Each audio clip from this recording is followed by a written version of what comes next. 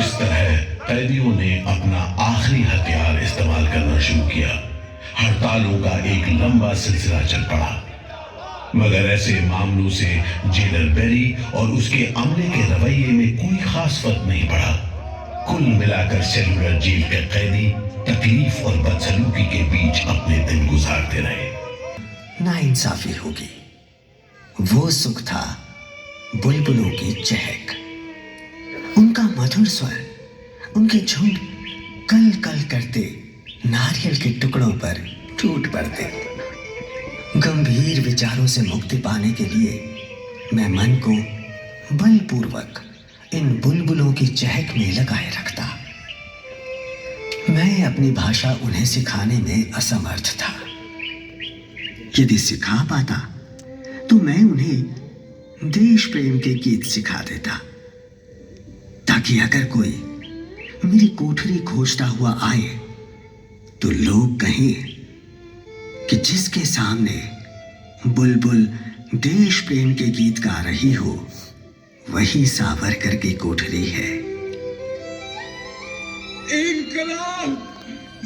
एक बार में 3 कैदियों को फांसी पर लटका दिया जाता।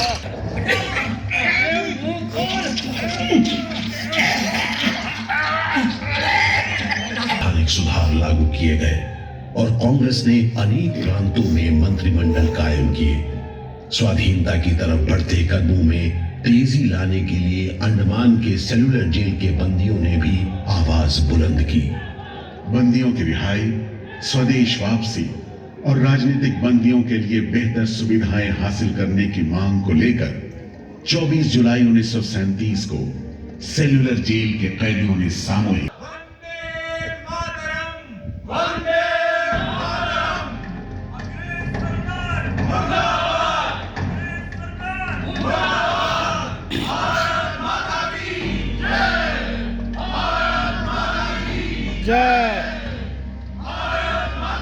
इस भूख हड़ताल का असर पूरे देश पर पड़ा। जगह जगह कैदियों के समर्थन में आंदोलन होने लगे।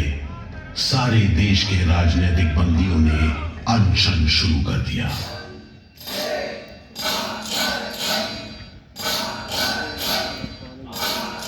नेहरू ने कैदियों से भूख हड़ताल समाप्त करने की अपील की और 28 अगस्त 1937 को गांधी जी ने सेलुलर जेल के बंदियों को तार से संदेश भेजा। मैं गुरुदेव रविंद्रनाथ टैगोर और वर्किंग कमेटी की राय में अपनी अपील भी जोड़ना चाहता हूं।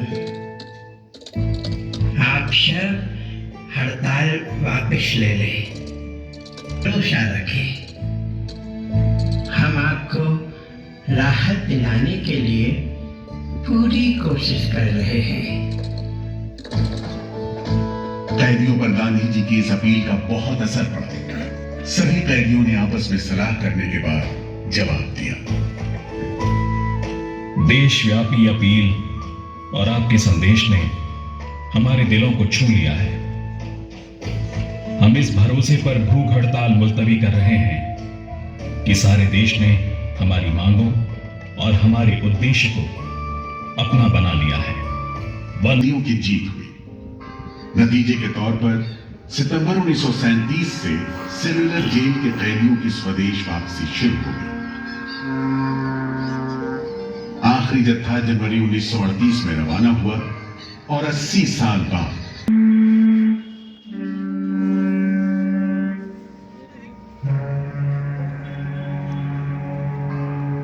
मगर एक और सारी दौर शुरू ने अंडमान पर कब्जा कर लिया।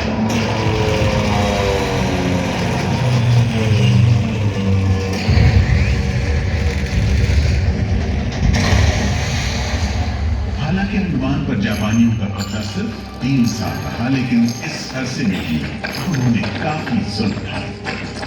हर आदमी उनकी नजर में अंग्रेजों का जासूस था। हर रोज खेतों से, दूर दराज के गांव देहात से दसियों लोग पकड़े जाते और मौत के घाट उतार दिए जाते।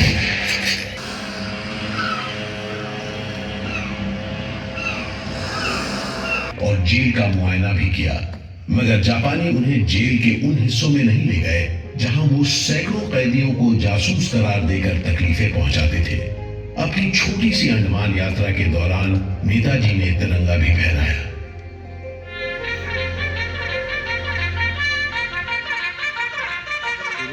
अगस्त 1945 में दूसरा महायुद्ध समाप्त हुआ और 3 साल 6 महीने 15 दिन के कब्जे के बाद अक्टूबर 1945 में अंडमान की जापानी छावनी ने अंग्रेजों के आगे हथियार डाल दिए।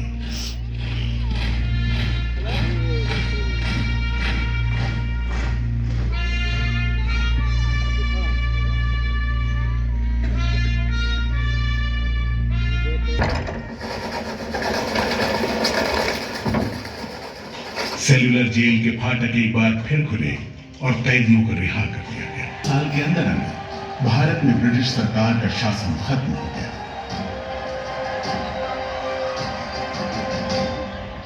अंडमान द्वीप समूह अब काला पानी के खौफनाक नाम से नहीं जाना जाता, लेकिन ये सारी तकलीफें जो आजादी के प्रेमियों ने यहां झेली, वो सारी कुर्बानियां जो देशभक्त वीरों ने यहां दी, आज भी देशवासियों के दिलो दिमाग पर छपी हुई है। इसीलिए अंडमान के भूतपूर्व राजनीतिक बंदियों के भातृत्व मंडल की इच्छा को स्वीकार करते हुए भारत सरकार ने 30 अप्रैल 1969 को घोषणा की कि सेल्यूलर जेल को राष्ट्रीय स्मारक के रूप में सुरक्षित रखा जाएगा। भारत की आजादी के दीवानों ने जो अमान